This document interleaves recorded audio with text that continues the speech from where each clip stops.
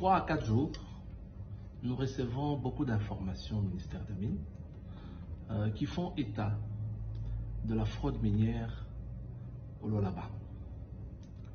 Et cette fraude minière est beaucoup plus constatée ces derniers temps avec l'embellie des cours des métaux. Il y a 3 jours, nous avons reçu l'information sur l'incursion de plus de 2000 personnes dans le site de Comus, une société qui est à Kolwezi, qui s'est installée au niveau du quartier Moussonoï. Cette incursion-là n'est pas la première.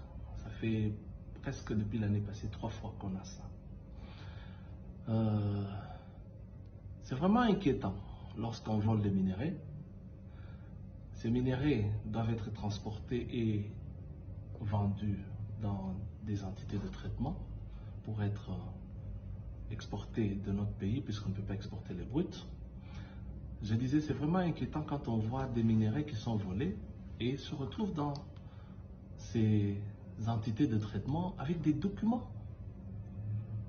venant de services des mines en province, et donc des autorisations de transport, et qui confirment que ces produits-là viennent des concessions des titulaires des droits miniers concédés, et donc des produits que nous qualifions de produits de l'industriel.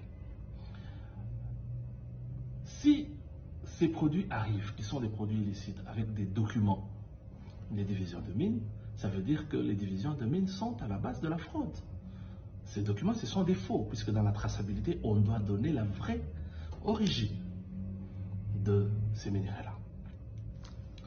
Et pas plus que hier, je reçois encore d'autres informations, cette fois-ci du CEMAP, où les agents de CEMAP disent que nous sommes souvent en train de faire des contrôles, des activités quotidiennes de contrôle des minéraux qui proviennent de l'artisanat, et ces minéraux-là, lorsqu'ils doivent quitter les sites d'exploitation, on donne des documents après contrôle pour certifier que ces produits-là viennent de l'artisanat et prennent des autorisations pour qu'on aille les vendre dans les entités de traitement.